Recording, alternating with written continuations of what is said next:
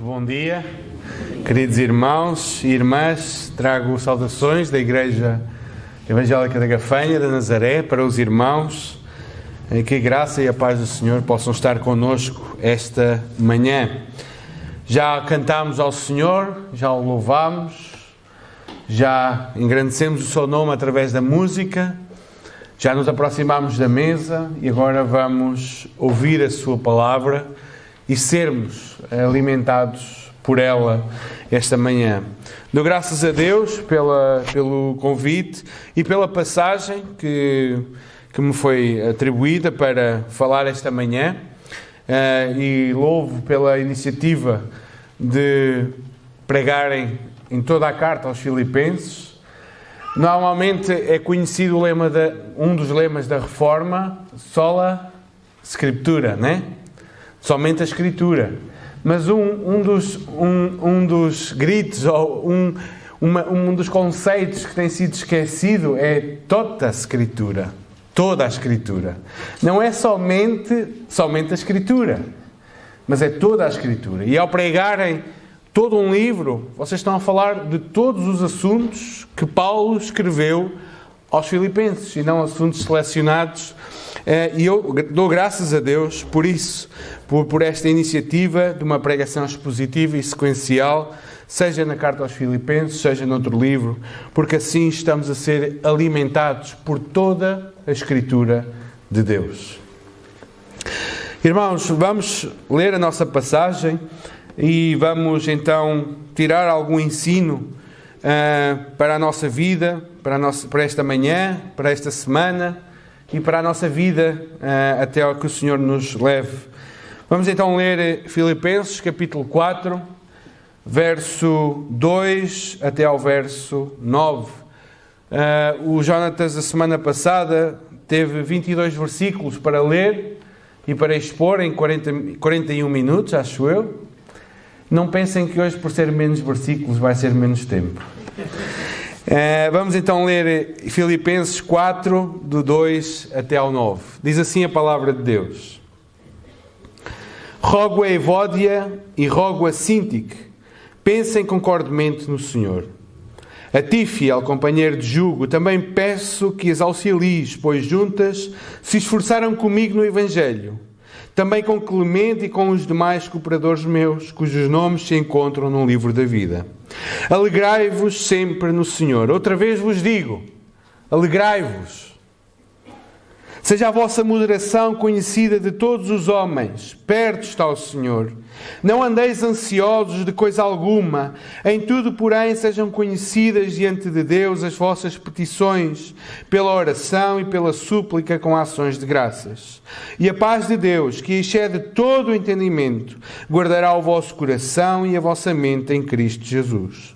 Finalmente, irmãos, tudo o que é verdadeiro, tudo o que é respeitável, tudo o que é justo, tudo o que é puro, tudo o que é amável, tudo o que é de boa fama, se alguma virtude há e se algum louvor existe, seja isso que ocupe o vosso pensamento. O que também aprendestes e recebestes e ouvistes e vistes em mim, isso praticai, e o Deus da paz será convosco. Vamos orar novamente. Amado Deus, estamos aqui diante de Ti e diante da Tua palavra, Senhor. E Te pedimos agora, uma vez mais, um coração humilde, disposto a receber o ensino que a Tua palavra tem para a nossa vida, Senhor. A cada um de nós, que o Teu Santo Espírito possa trabalhar, Senhor, para que através da Tua palavra, Senhor, as nossas vidas possam ser moldadas à imagem de Cristo Jesus. Nós Te pedimos, Senhor, a Tua bênção para nós esta manhã aqui, Senhor. Te pedimos no nome de Jesus. Amém. Um dos temas da carta, que é o tema que vocês o tema que dá o nome, né, a esta série, Alegra-te. Um dos temas é a alegria. E Paulo, nesta parte, ele vai concluir alguns temas. A alegria, mas não somente a alegria. Um dos temas que está também em toda a carta é a unidade. Um outro tema que está em toda a carta é a mente de Cristo. O pensar como Cristo. E Paulo vai agrupar e, de certo modo, concluir estes temas nesta passagem, para então dar conclusão à sua carta. Mas, certamente, um dos grandes temas centrais é a alegria. A alegria no Senhor. A necessidade de obediência a este mandamento. Alegrai-vos. É um imperativo. Não é uma opção, não é uma recomendação, mas é um imperativo do Senhor. Alegrai-vos sempre no Senhor. E existem algumas coisas que nos impossibilitam de nos alegrarmos sempre no Senhor. E é isso que nós vamos ver através desta passagem, como algumas coisas precisam de ser resolvidas, seja na igreja, seja na nossa própria vida, no nosso modo de agir, seja até na nossa mentalidade acerca do mundo, acerca de como vemos as coisas, aquilo que ocupa a nossa mente. Tudo isso são elementos que nos podem roubar a alegria que nós devemos ter no Senhor. Nós vamos olhar a partir do versículo 2 e 3 que a divisão é inimiga da alegria. A divisão é inimiga da alegria. Paulo tinha falado dos inimigos externos, como os irmãos viram a semana passada, dos judaizantes. E Paulo agora volta-se para dentro dos crentes filipenses, para dentro da igreja em Filipos. Sabem, se há perigos externos que nos podem tirar a alegria, e há perigos, há elementos externos que nos tiram a alegria, muito mais são os perigos internos. Eu não trabalho fora, no sentido de trabalhar propriamente numa fábrica, numa empresa, mas muitos aqui têm o seu ambiente pesado na sua empresa, com os seus colegas de trabalho. E isso pode, de alguma maneira, afetar a vossa vida. Problemas com um colega, problemas com um patrão, com o chefe, coisas que acontecem no trabalho. Mas tudo está bem quando chegamos a casa e temos a nossa esposa, temos o nosso marido, temos os nossos filhos, e há amor, e há paz, e há alegria. E tudo aquilo que era externo passou, porque o núcleo está estável. Coisa bem diferente é quando temos problemas externos e chegamos a casa e ainda temos que lidar com uma mulher rixosa, com um marido autoritário, com filhos desobedientes, com pais que desprezam os filhos. E pior do que os perigos externos são os perigos ou os problemas internos. São esses que nos marcam. E com a igreja é igual, irmãos. Podia o silveiro todo juntar-se contra vocês. Eu estou certo que vocês se manteriam ainda mais unidos. Mas se vocês mesmos se dividirem, podia o silveiro todo querer juntar-vos. Vocês não iriam ficar unidos. Há perigos internos que são piores e mais maléficos e mais profundos do que os externos. Os judaizantes eram um problema, mas havia um problema muito maior dentro da igreja. Maior que os judaizantes, diria eu. Chamava-se Evódia e Síntique. Diz o nosso texto que Paulo rogava a Evódia e a Síntique que pensem concordemente no Senhor. Estas duas mulheres, elas são citadas pelo nome. E o que sabemos delas está somente nestes 2 versículos, nada mais. Não sabemos qual era o motivo da divisão ou do conflito. Sabemos que elas eram 2 colaboradoras importantes para Paulo, talvez na plantação da própria igreja em Filipos. Os irmãos estão recordados, leram Atos 16. Paulo, quando chega a Filipos, ele encontra-se com uma mulher, uma vendedora de púrpura, chamada Lídia, e com ela outras mulheres, e ali ele prega o Evangelho. O Senhor abre o coração de Lídia para que ela receba o Evangelho, e ali se forma uma pequena igreja. Mais tarde, como lemos ainda hoje, uma outra jovem é liberta de um espírito maligno E essa libertação que Paulo trouxe levou-o ao cárcere. E levando-o ao cárcere, trouxe mais que uma conversão, que foi o carcereiro e a sua família. Quanto mais se quer abafar o Evangelho, mais ele se propaga. Era assim que funcionava com Paulo. E ali se forma uma comunidade, mas certamente Evódia e Síntique estavam no início desta plantação. Foram colaboradoras de Paulo no Evangelho naquele lugar. E agora, estas duas mulheres estavam com problemas. A relação destas duas mulheres estava a afetar não somente a elas, mas à igreja. E este é um ponto importante a retermos, meus queridos irmãos. As nossas disputas pessoais, as nossas rixas pessoais não nos afetam só a nós, afetam toda a igreja de Deus. Conflitos pessoais entre irmãos não dizem respeito somente a eles, mas a toda a igreja. Toda a igreja sofre. Irmãos, ontem a minha esposa, a fazer lá as limpezas, espetou um pedaço de madeira enorme no dedo, a ponto de que ela teve que ir ao hospital para tirar aquele pedaço de madeira. Foi só o dedo, era só o dedo que estava a sofrer. Acham que era só o dedo que estava a sofrer? Não, porque eu nem sabia o que é que lhe tinha acontecido. Cheguei a casa, olhei para ela e disse: estás bem? Ela: não. Mas eu não precisei de olhar para o dedo, não precisei de saber. Eu olhei para a cara dela e percebi que ela não estava bem. Estava com dores. Será tolo e insensato pensarmos que uma ferida numa parte não afeta o corpo? Afeta o corpo. As vossas rixas pessoais afetam toda a igreja no Silveiro. Toda a igreja. E isto é algo que nós precisamos de entender bem. Pensemos nisto na próxima vez que alimentarmos uma briga, uma discussão. E há dois pedidos que Paulo faz, que são esses que eu quero salientar. O primeiro deles é que precisamos de voltar a nossa mente para Cristo. Reparem o que Paulo diz: rogo a Evódia e a Síntique, pensem concordemente no Senhor. Quando as discussões e facções acontecem no seio da igreja, a raiz do problema não é a questão da discussão. Sabemos que muitas vezes essas discussões são banais. São por coisas irrisórias. Mas é o nosso orgulho que as alimenta. Mas a raiz do problema não é a questão. Não é se a tribuna está aqui ou se está mais no centro. Não é se o baixo ou a guitarra está alto ou baixo. Não é a disposição das cadeiras. A raiz do problema não são essas coisas. A raiz do problema é que nós paramos de pensar como Cristo. Esse é o problema. A nossa mente já não está cativa a Cristo, mas a nós mesmos.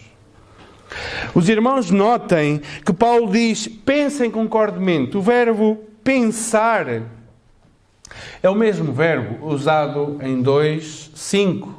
Tenham o mesmo sentimento. É exatamente a mesma palavra. Pensem no Senhor. Paulo não está aqui a dizer, é Evódia e Síntique, que sejam iguais na sua maneira de pensar, que concordem as duas em que toalha se deve pôr na mesa para a ceia. Não é as duas pensarem como é que deve estar a disposição das cadeiras. Não é essas coisas. É as duas terem a mentalidade de Cristo. Pensar como Cristo pensa. Agir como Cristo agiu. Paulo leva as duas irmãs a 2:5, que diz o seguinte: tendo em vós o mesmo sentimento que houve também em Cristo Jesus, subsistindo em forma de Deus, não julgou como usurpação ser igual a Deus. Se nós, irmãos, se cada um de nós aqui tivesse esta mentalidade, se tivesse este modo de pensar, quantas coisas, quantos problemas teriam sido evitados? Quantos? Este era o problema das duas mulheres. E Paulo não está a tomar partido, porque ele diz aqui, ele repete o verbo: rogo a Evódia e rogo a Síntique. Às duas, não a uma. Não está a tomar partido de uma ou outra, mas ele roga às duas. Porque, independentemente de quem tem razão na questão, o problema de fundo é que nenhuma das duas estava disposta a se humilhar e, tendo razão, submeter-se, humilhar-se e suportar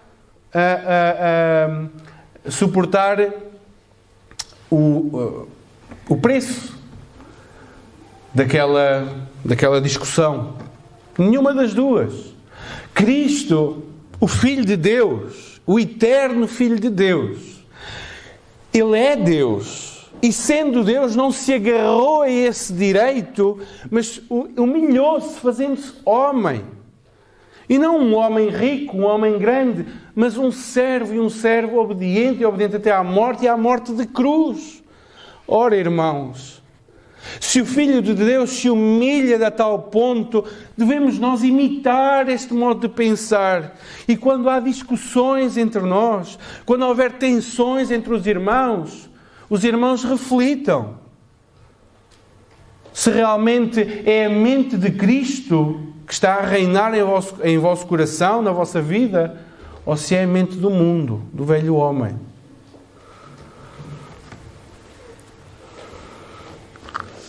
Sabemos que algumas vezes vamos ter que traçar uma linha e criar limites em algum tipo de divisão quando uma questão doutrinária fundamental acontece, não é? Sabemos que não é também em nome do amor e da unidade que nós vamos permitir tudo. Não, a Bíblia também ensina a disciplina. Também ensina o estabelecermos linhas, o estabelecermos marcas e balizas. E chegará um dia em que, por amor ao Evangelho, por amor ao testemunho da Igreja e do nome de Deus, irmãos terão que ser expulsos da Igreja. Terão que sair da membresia, porque a sua vida e o seu comportamento não permitem continuar na comunhão dos irmãos aqui. Agora, temos que admitir uma coisa: a maior parte das divisões, a maior parte das questões não são doutrinárias. São mentes do velho homem que ainda reinam em nós, e não a mente de Cristo. Muitas divisões acontecem porque a nossa mente não está em Cristo. Porque se tivermos o pensar de Cristo, que não se agarrou ao seu direito, mas humilhou-se, tornou-se homem de dores e que sabe o que é padecer, servo de todos, obediente até à morte e morte de cruz. Se esse modo de pensar, se esse modo de pensar reinar em nossas mentes, quantas discussões e divisões teriam sido evitadas? Quantas? Quando as rixas e as divisões ou tensões acontecem, será o momento certo para examinarmos a nós mesmos e pensar: por que isto está a acontecer? Será que estou a lutar orgulhosamente pela minha posição, ou estou eu no meio desta discussão a ter a mente de Cristo, a imitar a Cristo? Este é um sugador de alegria, as divisões entre os irmãos. Mas há um segundo pedido que não é menos importante, que diz respeito à igreja toda. Reparem o que ele diz no verso 3. A ti, fiel companheiro de jugo, que nós não sabemos quem é, também peço que as auxilies, pois juntas se esforçaram comigo no Evangelho, também com Clemente e com os demais cooperadores meus cujos nomes estão escritos, se encontram no livro da vida. Ou seja, Paulo cita aqui vários nomes e pede a estas pessoas para ajudar estas mulheres, para as auxiliar, para as ajudar a resolver a questão. Toda a igreja está envolvida.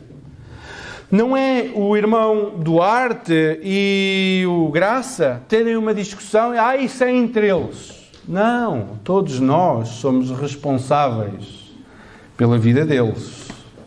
Por isso é que nós fazemos parte de uma membresia, assumimos a responsabilidade uns para com os outros.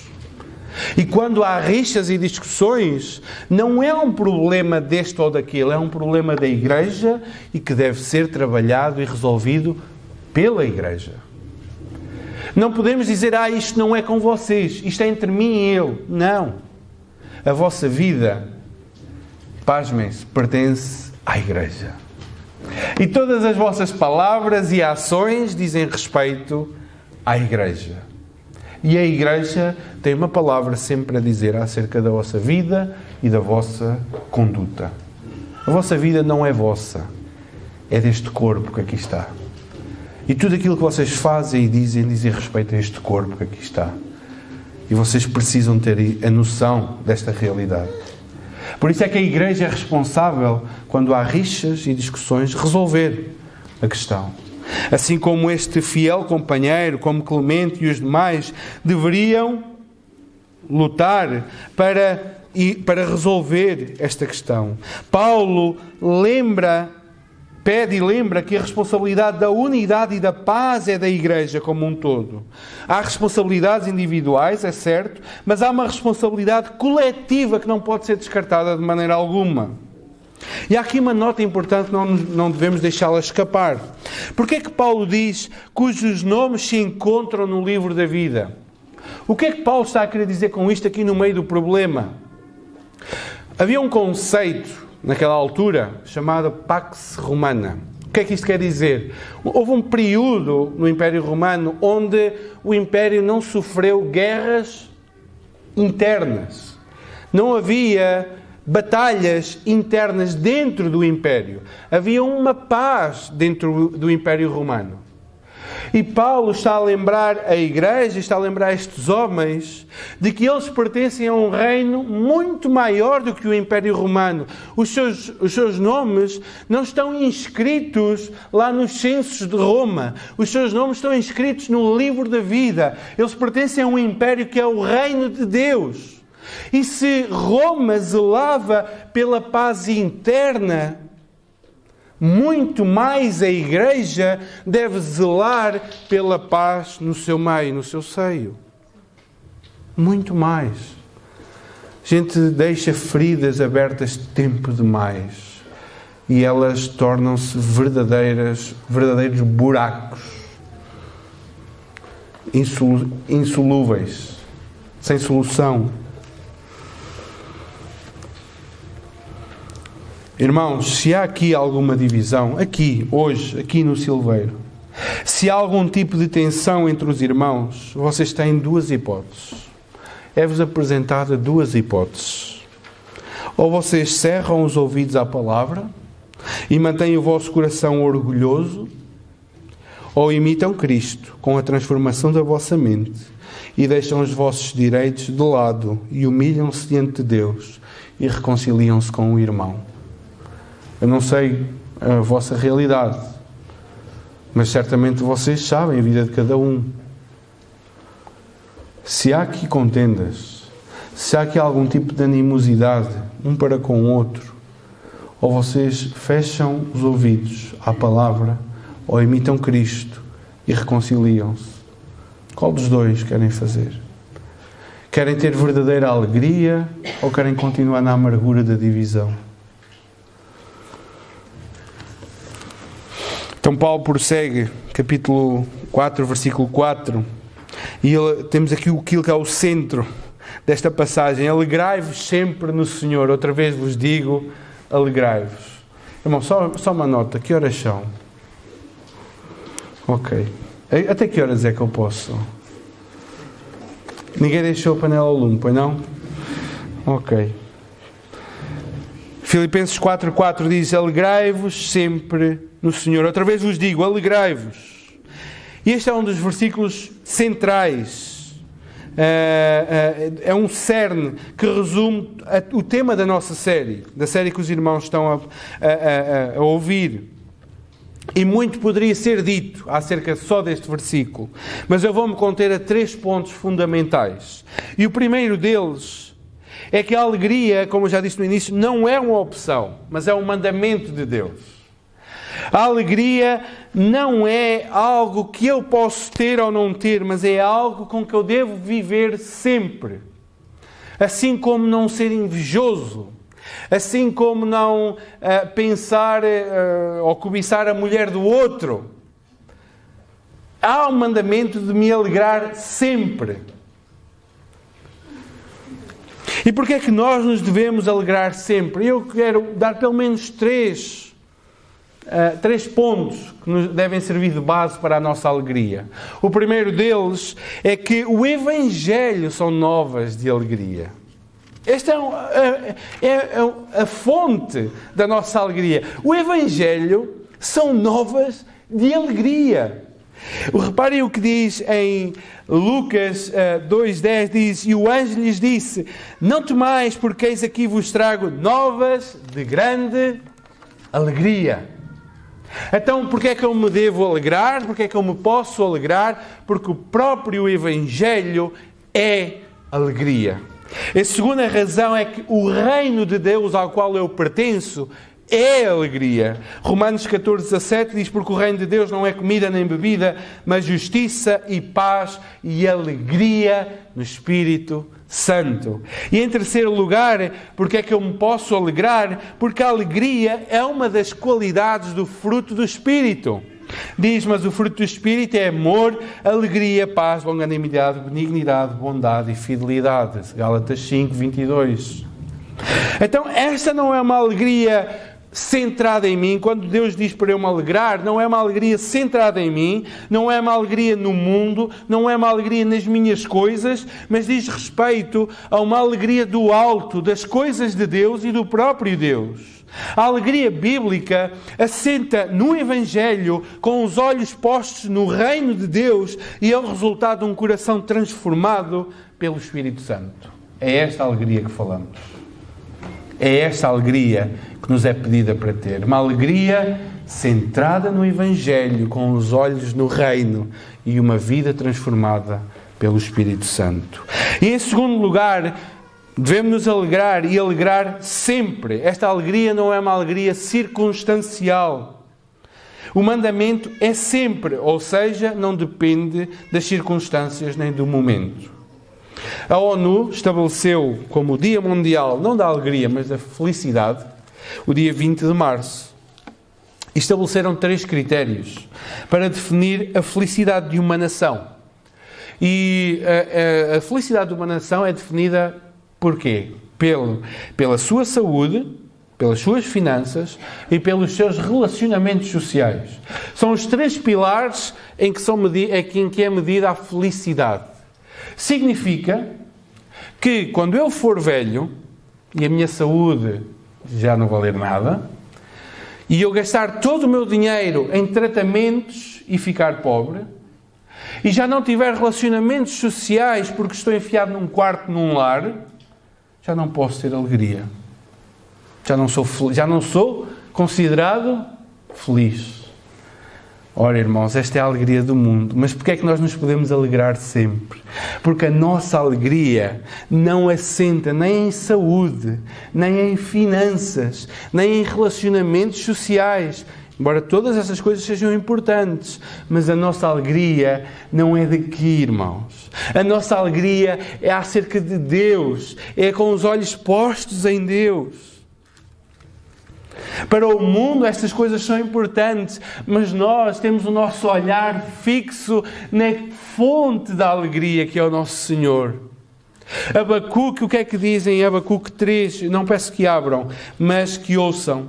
Ainda que a figueira não floresça, nem haja fruto na vide, o produto da oliveira minta, os campos não produzam mantimento, ainda que tudo aquilo que pode fazer um homem feliz desapareça, o que é que Abacuque diz? Todavia, eu me alegro no Senhor e exulto no Deus da minha salvação. Ainda que eu esteja a morrer numa sala de quimioterapia e saiba que não há cura e vou-me despedir dos meus familiares, todavia eu me alegro no Senhor. Ainda que todos os meus familiares me tenham abandonado por eu confessar a minha fé em Cristo, eu me alegro no Senhor. Ainda que eu não tenha dinheiro para pagar as minhas contas, fui despedido, não tenho recursos, eu sou alegre, porque a minha alegria está em Cristo. É esta alegria, irmãos, que nós devemos ter. É esta alegria que nós devemos procurar, irmãos. Não é a alegria de ter uma coisinha, de adquirir um smartphone, de ter um computador, de ter muitos amigos. É a alegria em Cristo Jesus. Fonte de toda a alegria que nós podemos ter. Fonte de todo o contentamento que nós podemos ter, irmãos. É esta alegria que nós devemos procurar.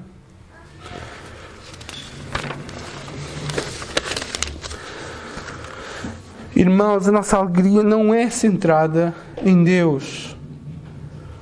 É por isso que John Wesley dizia: não há felicidade a não ser em Deus. Não há.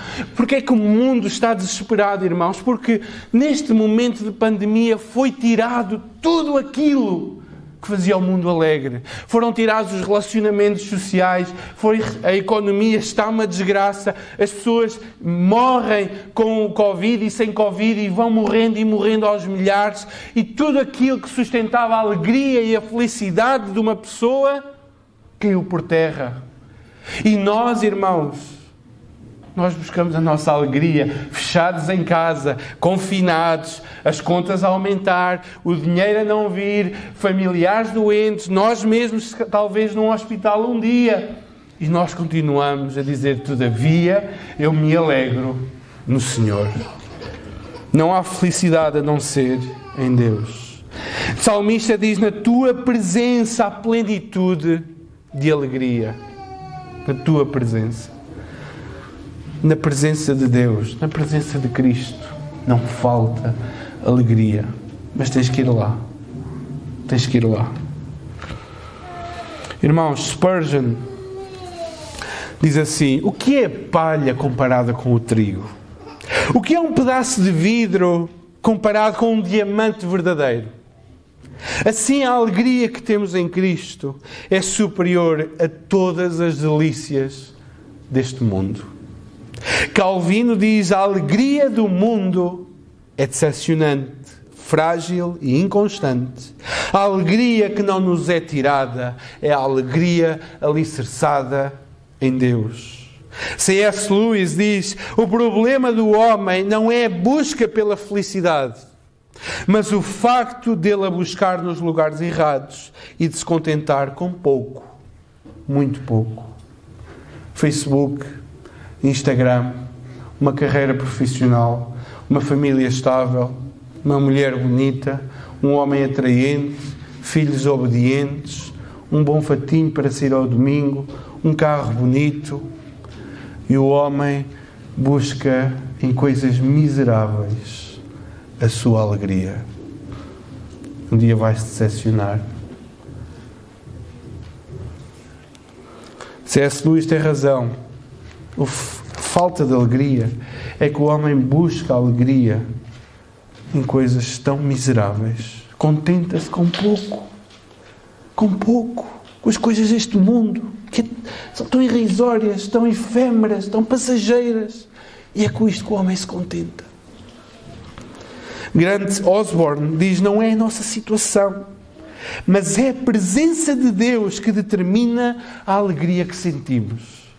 Não é o que eu estou a viver, não é aquilo que eu estou a sentir, não é a minha condição social, financeira, familiar, não é isso que determina a minha alegria. Mas o facto de Deus estar presente na minha vida, isso sim vai determinar a minha alegria. Porquê é que não consegues ser feliz? Porquê é que não consegues ser alegre? Examina a tua vida e tenta perceber onde está o teu coração. Onde está a fonte da tua alegria?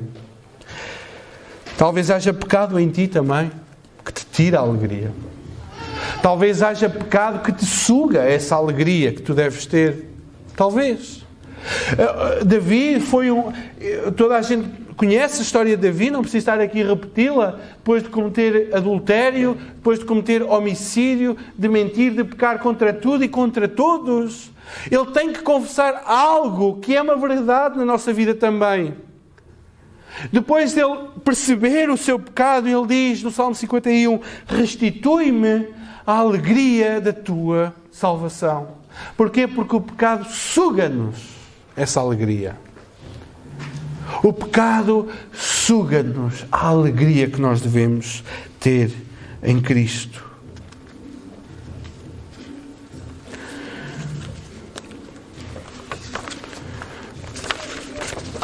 Então, visto que a alegria é uma ordem, a alegria é incircunstancial e a alegria deve ser centrada em Deus, Paulo, agora do versículo 5, ele vai falar do 5 ao 7 de uma vida amável diante dos homens e um coração aberto diante de Deus. Eu irei acelerar por uma questão de tempo e de não amassar os irmãos. Em primeiro lugar, versículo 5 é um testemunho de amabilidade diante de Deus. E, irmãos, o contexto maior é o contexto de relacionamentos e de tensões entre irmãos. E Paulo exorta aos crentes e a nós que o nosso trato seja amável, gentil, cortês. É o que significa moderação ou equidade. Seja a vossa equidade, seja a vossa moderação conhecida de todos os homens. A palavra aqui é amabilidade, gentileza, cortesia, tolerância nos relacionamentos interpessoais. E, irmãos, num tempo como este, onde o Facebook, o Instagram, o WhatsApp ocupam parte substancial do dia de muitos, é muito fácil nós envolvermos em contendas com outros irmãos.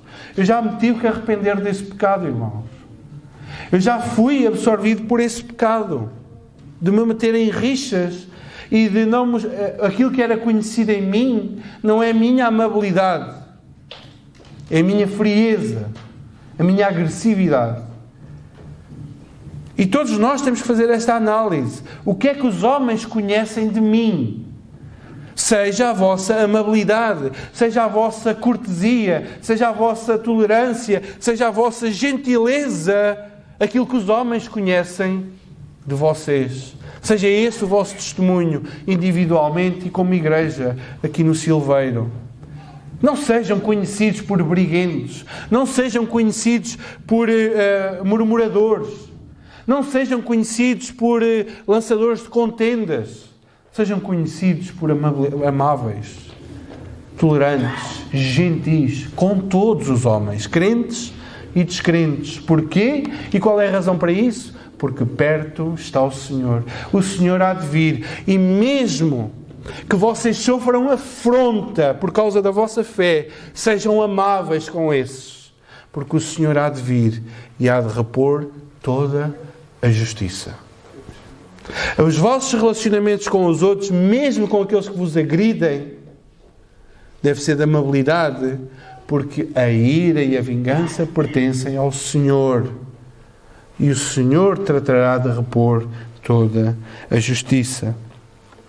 Aprendamos com Cristo, como diz em 1 Pedro 2, né? Quando maltratado não fazia ameaças, mas entregava-se àquele que julga retamente, carregando Ele mesmo em seu corpo, sobre o madeiro, os nossos pecados, para que nós, mortos para os pecados, vivamos para a justiça. Por suas chagas fomos sarados. Aprendamos com Cristo que, sendo ultrajado, sendo agredido, Ele não agrediu, mas entregou-se àquele que julga retamente. E quando vocês forem escarnecidos, gozados, maltratados, prejudicados por causa da vossa fé em Cristo, aquilo que seja conhecido de vós seja a amabilidade, porque a justiça pertence ao Senhor. E também, além de uma vida digna diante dos homens, devemos ter um coração aberto diante de Deus. A ansiedade, irmãos, aqui a partir do versículo 6 diz: não andeis ansiosos. A ansiedade rouba-nos a alegria presente com problemas futuros. A ansiedade rouba-nos a alegria presente com problemas futuros.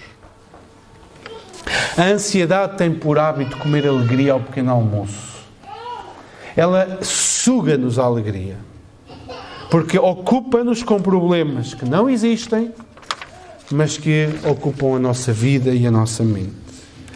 E para combater a ansiedade, Paulo passa aqui uma medicação, uma prescrição médica, que é qual? Não andeis ansiosos. E porquê é que não devemos andar ansiosos? Porque em tudo devem ser conhecidas diante de Deus as vossas petições, as vossas orações, súplicas, com ações de graças. Ou seja, Paulo diz qual é a solução: é ir a Deus em oração, abrindo o nosso coração diante dele, com ações de graças. Muita da ansiedade é porque nós queremos resolver os nossos problemas ao invés de os entregar ao Senhor para que Ele os resolva. E vivemos aflitos.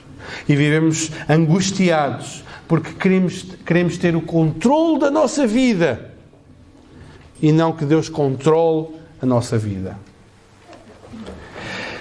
A solução é chorar diante de Deus, é contar o que nos aflige, o que nos atormenta, quais são os nossos medos e anseios. E Deus promete tirar não os nossos problemas. O que é que Ele promete? A sua paz, que vai além daquilo que conseguimos imaginar e entender. A sua paz inundará o teu coração, o meu coração. A paz de Deus, através dos problemas, ela guardará o teu coração e a tua mente para não sucumbirem ao problema. Irmãos, em setembro de 2015, tinha o meu João, que está ali, tinha um mês. E o João foi para o hospital, como os irmãos muitos devem saber, internado com tosse convulsa, com um mês de idade. E nesses dias de internamento, num dos dias, a Susana tinha vindo a casa, como era costume, à tarde, para tomar o banho, para estar com o Miguel e a Ruth. E eu fiquei lá, como era o habitual. Mas houve um dia à tarde, uma quarta-feira à tarde, que o João teve um episódio de engasgamento. E ele, com um mês de idade, o problema, o risco da tosse convulsa é que eles podem morrer sufocados por não conseguir expelir a expectoração que está na sua garganta. E com um mês de idade, ele teve um ataque sério, a ponto da sua cor ele começar a ficar mais escuro. E ele não conseguia livrar-se daquilo. E eu gritei, chamei a enfermeira, vieram as enfermeiras, os médicos, e elas próprias ficaram assustadas com aquilo que estava a acontecer, e depois de muitas tentativas lá conseguiram resolver a situação. A Susana chegou, entretanto, e eu contei-lhe mais ou menos aligeirado aquilo que se tinha passado. Mas, quando eu cheguei a casa, irmãos, eu não aguentei. Eu vinha com a sensação clara de que o meu filho ia morrer, que não ia conseguir ultrapassar aquela situação de jeito nenhum. Eu tinha a certeza que me teria que despedir do meu filho. E eu vinha atormentado com isto para casa. E eu cheguei a casa e eu chorei. E chorei bastante, chorei muito. Deitado no chão da minha sala, sozinho, que os meus filhos estavam com os meus pais, e eu estava em casa sozinho e chorava, e chorava, e chorava, e não conseguia parar de chorar. Até que o Senhor, eu orei ao Senhor, clamei ao Senhor, e o Senhor deu-me a sua paz, a sua tranquilidade. Veio à minha mente um versículo que está em 1 Samuel 2,6. O Senhor é que tira a vida e a dá. Ele faz descer à sepultura e faz subir. E eu, a partir desse momento, eu entendi que não era pelo meu choro, não era pelo meu desespero. Pertencia ao Senhor a vida do João e a morte do João. Era Ele que teria o poder de continuar a dar vida ao João ou levar o João para si. Era Ele. E a mim só me coube aceitar esta realidade. Aceitar esta verdade e depender do Senhor. E passar a dizer: Senhor, se for da Tua vontade, eu te peço pela Tua misericórdia e pela Tua graça que mantenhas o meu filho. Mas se não, Senhor, Tu continuas a ser bom. Continuas a ser perfeito. continuas a ser santo, continuas a ser puro e continuas a ser Deus. Ajuda-me somente. Mas a paz de Deus excede o nosso entendimento, e a partir daquele momento, mesmo continuando a pensar que o meu filho poderia morrer, eu nunca mais tive aquela crise, porque o Senhor acalmou-me o coração, o Senhor acalmou-me a mente. Ele disse: calma, a vida e a morte não está em ti, está em mim. Sou eu que mando, sou eu que dou a vida e sou eu que a tiro. Calma, Pedro. A paz de Deus, que excede todo o entendimento, guarda a nossa mente e o nosso coração. Um dos grandes ladrões da nossa alegria é a nossa ansiedade e os problemas que se assenhoreiam de nós. A única solução é levar tudo a Deus, abrir o nosso coração, e esta paz guardará o nosso coração. Esta é uma atitude de humildade interessante, não é? Deixar tudo nas mãos de Deus é um sinal de humildade. 1 Pedro 5, 6 e 7 diz: humilhai-vos sob a poderosa mão de Deus, para que Ele, em tempo oportuno, vos exalte. Humilhai-vos, este é o mandamento. E agora vem um particípio que nos vai dizer como é que nós nos humilhamos. Lançando sobre Ele toda a vossa ansiedade. Porquê? Porque é que eu posso lançar sobre Deus toda a minha ansiedade? O versículo continua: porque Ele tem cuidado de vós. Lancem sobre Ele toda a vossa ansiedade. Deus tem cuidado de vós. Por isso é que nós podemos ter alegria sempre. Sempre. Porque em qualquer circunstância, mais importante do que a circunstância é a presença de Deus na nossa vida e o seu cuidado. E por último, irmãos, verso 8 e 9, Paulo leva-nos a ter uma mente cristã, que esta é outra coisa que nos rouba a alegria. É a nossa mentalidade mundana que nos leva a tirar a nossa alegria. E era impossível eu falar de tudo aquilo que é para falar neste versículo. Simplesmente vou mencionar os itens. Paulo cita aqui 6 virtudes que devem ocupar a nossa mente. E quando estas virtudes preenchem a nossa mente, a nossa conduta será mudada. Pensar em tudo aquilo que é verdadeiro, tudo aquilo que é respeitável, tudo aquilo que é justo, tudo aquilo que é puro, tudo aquilo que é amável, tudo aquilo que é de boa fama. E a preposição se, aqui, não está a lançar dúvida se existe ou não existe virtude e louvor. Aqui a preposição, e depois confiram com o exegeta da casa, a preposição aqui não é se há ou não é, senão é uma possibilidade irreal. Aqui a possibilidade é real, é uma vez que há virtude e louvor nestas coisas. Se há virtude e louvor na verdade, no respeito, na justiça, na pureza, na amabilidade, na boa fama, uma vez que há virtude e louvor nessas coisas, seja isto que ocupe o vosso pensamento. O problema é que muitas vezes o nosso pensamento está nas coisas que o mundo também pensa. Como é que os outros me acham? Bonito ou feio? Atraente ou não tão atraente? O que é que os outros vão pensar de mim? Se eu fizer isto ou não fizer aquilo? E ocupamos a nossa mente com a opinião do mundo, com as coisas do mundo, e vivemos frustrados e pensamos: Deus afinal não me dá alegria. Pois não dá alegria, porque tu ainda estás preocupado mais com o mundo do que com as coisas de Deus. E vives frustrado, e justamente frustrado. Nós queremos, irmãos, ser crentes, mas viver como o mundo. Nós queremos ser crentes, mas depois ter o modo de vida que o mundo tem. E depois nós estranhamos viver frustrados, angustiados, desesperados. O mundo não sente culpa dos pecados que comete, mas tu sentes. Se nós vamos à festa ou ao arraial, seja lá o que for, ninguém se vai sentir culpado por se embebedar. Mas se tu te embebedares, vais sentir-te culpado. Mas tu vives numa dicotomia em que queres ser cristão, mas gozar dos prazeres do mundo. Queres ser cristão, mas esperar até aos 40 anos para casar, porque primeiro queres resolver todas as tuas questões de curso, de trabalho.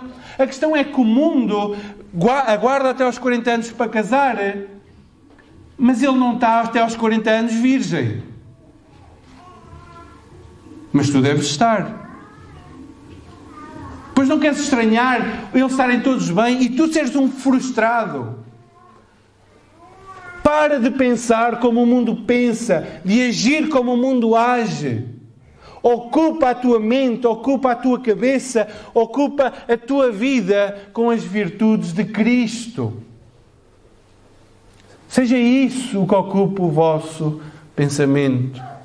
A questão é que muitos de nós, muitos de vós, muitas vezes, aquilo que nos atrai, aquilo que nós pensamos, é igualzinho a alguém descrente que não conhece a Cristo.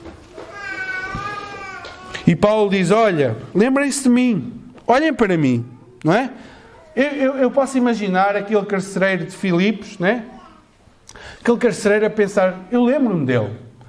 Foi açoitado, eu próprio lhes dei ordens para ele ser açoitado, estava lá na prisão, no entanto, o que é que ele fez? Cantou louvores ao Senhor.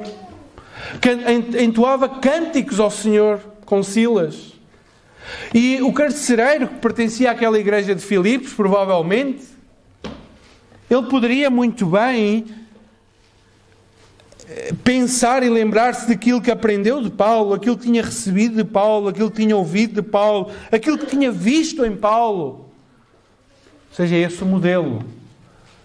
E agora há uma coisa extraordinária.